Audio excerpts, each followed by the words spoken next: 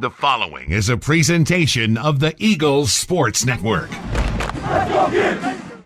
Welcome back to episode 30 of Mossy Creek Conversations. My name is Ryan Wilkes, and today I am joined by a very special guest, three-time All-SAC first-teamer, third all-time rusher in Carson-Newman football history, and the sixth player in Carson-Newman history to have 40-plus rushing touchdowns on the ground. I'm joined by Antonio Wimbush, former Carson-Newman running back and current Vegas Nighthawk of the Indoor Football League. Antonio, first of all, thank you for carving out some time in your day, even overcoming a little bit of time difference over there on the West Coast. Yeah, no doubt. I appreciate you having me, Ryan.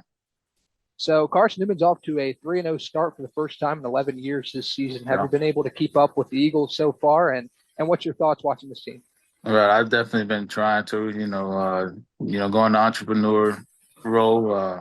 That's where majority of my time's kicked in. Also, I also injured broke my ulna, during the season and all that stuff too. So as far as like recovery and all that stuff, that's where my time has been, like with my businesses and, just trying to get back going pretty much. But on social media for sure, I've definitely tapped in and seeing that they're off to a great start. And looks like they're actually like young too, and obviously they got, the few older players that have been there and that are leading the way. So other than that, yeah, I've tried to for sure. And they look good. And it's nice having the new coaching staff come in and stuff like that. And, it's good for them to, kind of get things rolling because, it did kind of fall off a little bit there. But other than that, it's been nice to watch.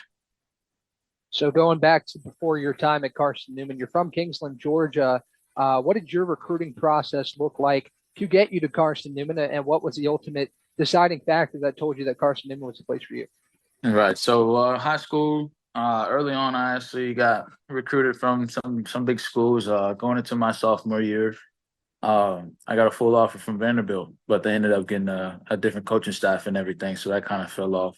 But after that, I talked with Marshall. I actually was told by my coach that, I was on the board for University of Tennessee at one time, probably like a partial walk-on or something like that. But, towards my senior year, we ended up going 5-5 and didn't really get any notice like that. And honestly, things just kind of fell off. I was new to the recruiting role and I didn't know anything about, staying in touch with coaches or, posting on social media like they're doing now and all that stuff. And my parents, they're also new to that as well. So it was just different for us.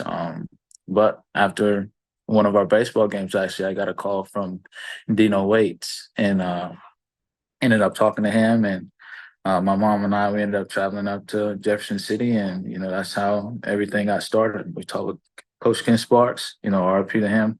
Definitely great for him for giving me the opportunity to keep everything going. And, that's just what happened. He gave me the chance, and that's where my loyalty stayed. So definitely grateful for that. So you knew what type of offense Ken Sparks ran when he was here at Carson-Newman. What about that initially told you that, you could really excel and succeed in this offense? Honestly, high school, we ran the wing T offense. So, it's kind of similar to the veer. I did not want to be in that 3-point stance. I can't lie to you. That was something I was definitely trying to get out of because in my head, I'm thinking, I want to make it to the next level. And, to show them that maybe I need to be in a pro style offense, but just having the coaches there and everything, they kind of gave me the whole rundown on that. And, if you're good enough, they'll find you. And that's just kind of what they repeated. So, just being in that offense, it was definitely different as far as, having opponents trying to practice against it and all that stuff because you can't, and that's why we were so successful with that. So, but I can't lie to you. Pro style offense is definitely lovely.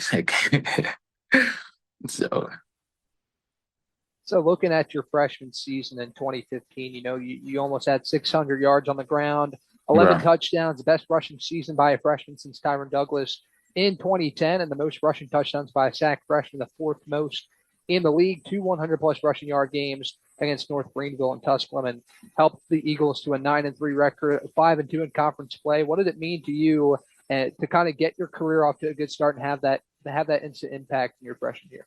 Right. Honestly, it meant a lot, and it's funny. It even gave me, or it gives me the opportunity to kind of pour back into the young guys because they'll call me and like, hey, like, what's going on? This is happening or that's happening. It's like, honestly, y'all got it easy. When I came into college my freshman year, I think we almost had 30 running backs. So obviously you had your guys that are already there. So I mean, as far as like, falling in love with the process and taking it one day at a time, that was definitely something that I had to do, and luckily my number was called and I just never looked back since then. I got my opportunity on special teams and that's where I made the most of it. I definitely didn't want to stay back home and be in the dorms and watching the game and stuff like that. I wanted to play. That's why I was there, to help the team out and stuff like that and to learn and to grow, So just to have that opportunity and the guys that I had around me, like Dre Thomas, our quarterback, our receivers and all that stuff in our line, just taking me in.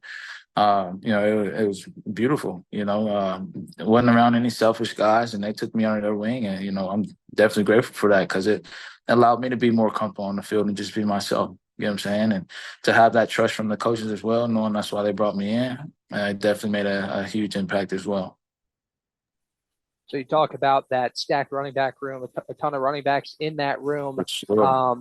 and you also mentioned maybe the discouragement of being in a crowded room like that, kind of getting buried in the depth chart. What did you do to kind of stand out to the coaches and show them that you can make an impact early in your career? My uncle always told me, you were born a professional. Everything that I did as far as picking pieces from each running back that was already there. Obviously, spending more time in the film room and just taking advantage of the little things. You get what I'm saying? As far as being on time to meetings, taking notes there. Obviously, having like my schoolwork and stuff like that done. So that was something that the coaches didn't have to worry about. Like I said, spending more time on the field in the film room, after practice, before practice, just the little things, getting with the guys that have already been there, and that kind of helped me out. So So looking at this offense in your freshman year, one word that comes to mind is electric. I mean, this offense put up 60 plus points three times, all in definitely. conference games, 50 plus points twice, and 40 plus points another three times. Just an overpowering offense. How did Right. the offense tailor to you and your play style? And what about the offense made it so difficult for opposing teams to keep you out of the end zone? Like I said, you can't necessarily practice against it. And we had so many weapons on the field, on the outside, on the inside, and our line was just bruising. Everybody was together, and I think that's honestly what made the difference. When you have that chemistry and you have selfless players and guys that really click with each other, it makes a difference, and it makes you want to go to a different level. So that season ended against Valdosta State, a shootout, 61-59. Tough way to end that year. But what did Man, that offseason look like for you to get prepared? And we'll get to it in a minute. But you had a great sophomore season. So what did that offseason look like for you to prepare for your second year? no, honestly, just looking back at it, it's crazy you brought that up. I just feel like I definitely I could have done more. Looking back at it, so that's one thing that I would say to the guys that are young. Just take advantage of it, and just being out there in Tennessee by myself, pretty much. I had to make sure I worked. I didn't have the NIL and stuff like that during that time, so I had to make sure, I was taking care of myself as well. I mean, I had a little support, but at the same time, that was just something I had to do for myself as far as growing as a man. But just staying in Tennessee, we also had like our summer workouts and stuff like that. So that was something that helped me prepare. And not only that, I kind of got ahead with school too, just taking summer classes. So I knew there was come a time where I wanted to get my master's, and I was able to do that. So just getting ahead of everything, that kind of helped me prepare and stuff like that. So in that sophomore year, big uptick in production, 941 yards rushing. He had a nine more touchdowns and 20 catches through the air for 257 yards and a Yes, touchdown. sir. Added four more 100 plus yards rushing games, and you're Right. also the team's third leading receiver. What was the process like of adding that pass catching element to your game? Was that the next step in your game? And what was the leap like taking that in your sophomore year to add some production? Right. I think that's always been there. And for our OC to see that made a huge difference for me my sophomore year. Because I feel like honestly, I can be put in a slot position if you need me to. And being in this league, I've also kind of preached out to coaches as well. Like they see that like you're a guy that can actually run routes. You can catch the ball and just to be dynamic and versatile like that puts me at an advantage. And that I would say that's something that's different from not a lot of running backs, but obviously it's grown more like the Christian McCaffreys or the Alvin Kamaras and stuff like that. Like you notice tailbacks have to catch the ball out the backfield. And just to add that to the package, it makes a difference because if you get me one on one with a linebacker or a safety that think they're gonna get their hands on me and stuff like that, that's a win all day. I have that much confidence that I'm winning that battle. So junior year, after that impressive sophomore year, you come in the season, preseason All SAC first team, and you get a couple games into that season, you suffer a season-ending injury. But within Right. 6 months of your rehab and surgery, you were squatting 525 pounds. I don't know anybody that can do that personally. So Honestly, I think mentally it and was like five physically, and a half. what'd you say? I think it was like 5.5. Honestly, I was Five and cleared a my half. Well, yeah. even So then, I don't know anybody to this day that squatting that much weight. Not me. But mentally and physically, how are you able to overcome that rehab and surgery to not only be ready for the next season, but to come out better and stronger than ever?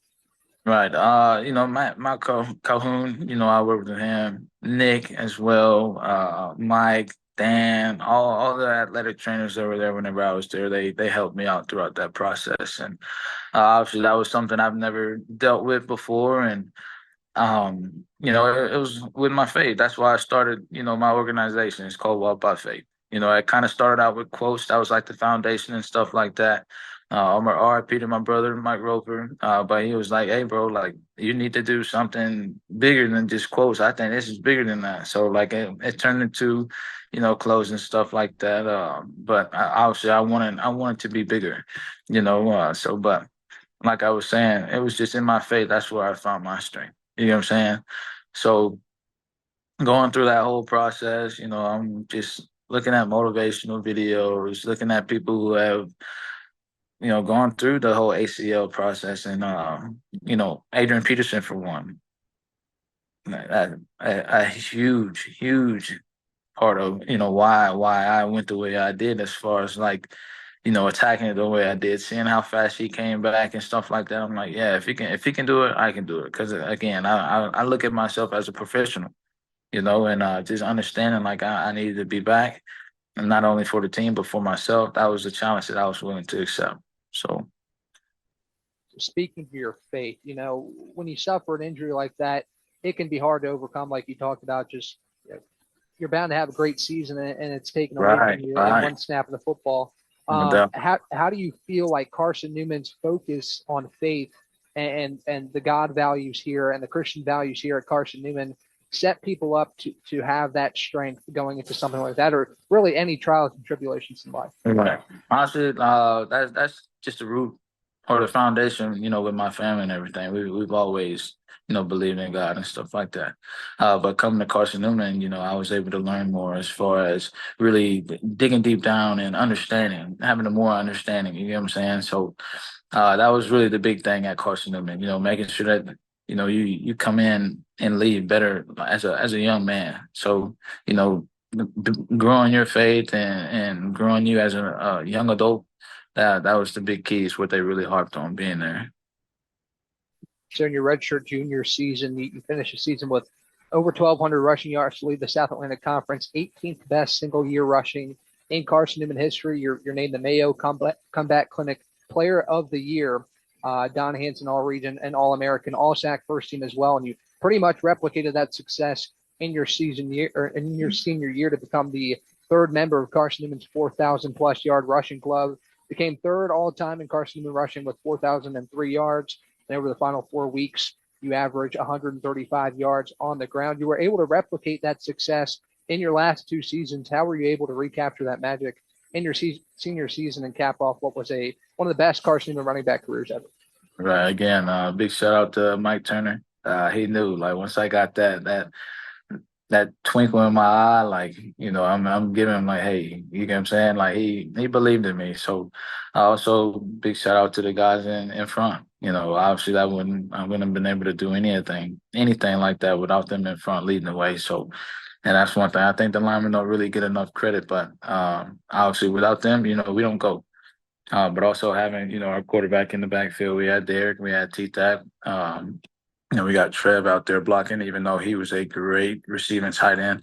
We got our main receivers and stuff like that too, and other running backs as well. So just having the keys around me, I can say that definitely opened things up for me as well. So just being able to do that and trusting it, and just going out there and being myself and having that confidence, I think that's how I was able to happen. And obviously, I can't do anything but give glory to God too for allowing me to get back and being able to do what I love. So, looking at your career as a whole, one thing that comes to mind is triumph. You overcame a lot of trials and tribulations in your career, and you really triumphed over those challenges. How, in your post Carson-Newman career, you talked about your foundation, have you been able to share those lessons with other people? Right. Just like again, just even from high school, going into my sophomore year, I ended up getting invited to the Under Armour All American camp. Uh, Going into my senior year, I got my invite to the opening. They never sent it to me. Why? I have no clue. Got MVP of the overall camp. So as far as overcoming all that stuff, it was nothing new to me, and just proving myself right, and again, just giving God the glory for all, like just changing your mindset and anything. Because obviously, like I had the opportunity to quit and stop doing what I didn't want to do. That's just like with the COVID situation. I'm talking to the Bills heavy. We got our pro day and everything coming up before, like a week before COVID happened. And next thing you know, they shut everything down. So I'm going 3 years training every day, probably taking breaks on Sundays, stuff like that. But I literally never missed a day, working 2 jobs, everything. So just with what I've experienced, it honestly, like it gives me that chance to pour back and let them know, like, hey, like if this is something that you truly want to pursue, you got to give it your all, because the work that you put in is the work you're gonna get out of it. You can't fake it. At the end of the day, you can't fake it. I mean, you may be able to for a little bit, but at the same time, like they'll see it and it'll just be done for you. So So you talk about coming out after COVID and the difficulties and challenges of that, really yeah, hurt everybody around the country. that, And for someone looking for an opportunity, the timing of that is not great. How are you able to withstand that and eventually find another opportunity to play football? right. That was tough. Honestly, I ended up getting an invite to the Hub football camp. That was something that was new that they started. So it's only 40 players there out of like 500 that registered. And if you're there, like teams want to see you there. So, I mean, after that, I talked to a few teams. The 49ers were there, the Chargers and the Saints. They're like, hands down, you're the best running back out here. So I'm like, okay, I'm taking that. And then DJ Dallas, one of my boys, uh, big shout out to Eloy. He actually helped me get into that position. And he was telling me, like, even CFL teams and like 10 NFL teams wanted to see the film from there. So don't even, stress it. Don't worry about paying for, like the tape and stuff like that, because you already got people that want to see you. Uh, but their biggest takeoff of that was you haven't played in 3 years. In my eyes, I'm thinking, hey, like, I haven't played in 3 years. I'm in the best shape of my life. I haven't, no bruises, no nothing. I haven't taken any hits. So, why not just give me a shot in camp? But, that kind of fell off a little bit. And then Coach Mogerson, the head coach out of Iowa, he actually gave me the opportunity to play in the IFL. And a lot of people think it's semi-pro, but it's not. It's not semi-pro. It's actually professional football where we get paid to play instead of paying to play. You get what I'm saying? So, but with him giving me the opportunity and being there for 2 years, I'm grateful for that as well. So you talked about your opportunity in the IFL. A Yes. current member of the Vegas Nighthawks 2024 season, 80 carries, 343 yards, and 8 touchdowns. Right now, it's your off season.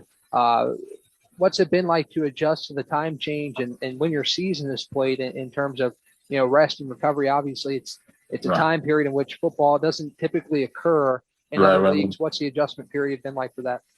It hasn't been too bad. You obviously you have no choice but to adjust. You know what I'm saying? And just moving out here from Iowa, it actually helped me a lot because I'm up earlier. I try to get up at 5:30 in the morning and just get my day going and stuff like that. The biggest thing is, just making sure I'm on top of everything as far as like with my businesses and stuff like that, and just making time to train. Like obviously I got injured and I was injured majority of the year with my heel and then breaking my ulna. But um, as far as like with training and stuff like that, I think this will be a big year. I actually have a whole year to train at Game Changers with one of our trainers, Tyson Poots. Big shout out to him. Actually playing in the NFL, a very knowledgeable guy, knows the ins and outs with everything, and to have that resource up here is a major key. So I'm definitely happy to be up here and be around the guys that I am around, and yeah, it'll definitely make a difference this year. So I want to talk a little bit about the difference in style of the IFL game and some of the different rules that they have in play. I do find it very interesting. The difference in football, 8v8 as opposed to 11v11, that's got to give you a little bit Right. more space on the field, but it is a That's what smaller they say. field size. Yeah, It's a that's what smaller they field say. size that accounts for, no punting. There's no punting in that game, which Hello. must be a big adjustment, and sideline walls in addition to a couple other things within that game. Right. What's been the biggest adjustment for you in terms of new rules to the game? That's what I would say. Just the spacing, honestly. Like you can't hit it just full speed, and expect to kind of break down. But it's like at the same time, you have to know when to pick your speed up and when to break down. Because like you got guys in this league that have played in the league. You got guys that have played in the SEC. You got guys who played in the Big Ten. Like it's not like this is some chump league. You got guys that have actually been there, done that. You get what I'm saying? So that's really just the biggest adjustment and understanding like spacing and just little keys. Once you figure out the keys as far as like how to run a route and stuff like that, something that I never knew about outside, I think as far as the transition from here back to outside will be night and day. I think that for sure. So in terms of fan atmosphere, what are the crowds like out there, and how do they keep you going game by game? Oh man, it's different. I can't lie to you though. High school we averaged 10,000, so it's been different from the up and up and everything. And obviously, like going to bigger games and stuff like that, you kind of get that feeling. It's like, man, I wish this, I wish that, whatever. But again, I'm grateful for where I'm at, and um, you're actually you're honestly able to build true relationships with the fans here. You know what I'm saying? Like with them being right there and around you and stuff like that in the community, you see that they want to support you. So that's something I say that I definitely enjoy because like after the games, we're able to sign balls and posters and stuff like that, and they come up to you and they actually have like a genuine conversation with you, and it's nice to really engage with them. So I definitely enjoyed that out in Iowa and even in Vegas. So it's definitely been nice. So tying back Carson-Newman, your playing career here to your pro career, what are the main lessons that you carry with you day by day to keep you going out there in Las Vegas? Right. Just don't put a time on it. Obviously I know that I'm getting older, but if I can keep going, then why not? Why not keep going? I'll be able to work for the rest of my life. So, I got my master's degree, I got all that stuff. So all that's there waiting for me if I want to do it. But yeah, just taking my time with it, taking advantage of every moment, and really just soaking it in. Because again, like you'll never know when it'll be done. That's like my junior year when I tore my ACL. It could have been done then if my mindset was that way. So just being here and really soaking it in and learning the keys, and it's definitely been eye opening for me. And hopefully, I'm gonna speak into existence after this year. That I'll be back outside. Talk about your different endeavors, your entrepreneurships that you've gone into. What's the balance like between that and football? How do you balance those two and give time to both? Right. It's actually nice with the schedule and being a pro, because we'll practice in the morning. We'll have like all our evenings done, or we'll be done by like the afternoon. So like you're free you're free after we're done in the morning. Pretty much, we practice, have our meetings, get our lifts in, and then whatever you do after that is on you. But um, being up here, seeing like if I actually put the time in as far as like with my clothing apparel and stuff like that, like I think I can. There's some potential there. So just picking up on that. I got a few online clients for personal training and stuff like that. And I'm also entering the barber world too. So I'm trying to cut hair and stuff. So I mean we're getting there and putting the time in. That's what you have to do. Like I said, if you don't put the time in, you're not going to succeed. So hypothetically, if someone were to come to you, young, promising football player, and Right. ask you for one piece of advice, and you have to look back through your whole career and figure out what you would say to this young man, what's the message that you want to share that you want him to take with him into his football career? Right. I actually had somebody ask me, "Hey, do you think that I can make it to the college level, Division 1, 2, whatever?" Like, is I'm like, in my eyes, obviously, I'm gonna say I'm not saying that he's a bad player, great player, young, great player, right? But if I'm asking myself, I'm thinking, okay, well, if I'm asking myself that question, then obviously I'm already defeated. You get what I'm saying? Like you have to have that confidence to know, like, regardless of what happens, I'm going to make it. Like there's no other option. So just believing in yourself and understanding like the work has to be put in, that's pretty much what I would say. Just believe in yourself and don't listen to the outside noise. Obviously, because you got people that are wishing on your downfall, honestly. Just staying focused, keeping the main thing, and just trusting God. He makes no mistakes. So Lastly, I want to ask, football is a game that seems to change every day, whether it be NIL, whether it be the way the game is played with the new NFL kickoff rule. right. How do you adapt to these changes, and how do what's the key to keep improving and keep adapting to the everyday changes in football? And you just got to be a pro. Being a pro is adapting, honestly, and yeah, it's cutthroat out here. So I mean, if you can't, they're getting rid of you. So it's like say someone with a family. You got mouths to feed. You got to put food on the table. You got bills to pay. You got all this stuff. So if you don't have that drive in you, if you don't understand how to adapt, I say just go ask the coach or ask who you need to ask to make sure you're led the right way. But other than that, you got to be a pro. Well, Antonio, I want to thank you for taking some time with me today here on episode 30 of the Mossy Creek Conversation podcast. We'll have more episodes coming your way later this month. We'll talk to you later here on the Eagle Sports Network.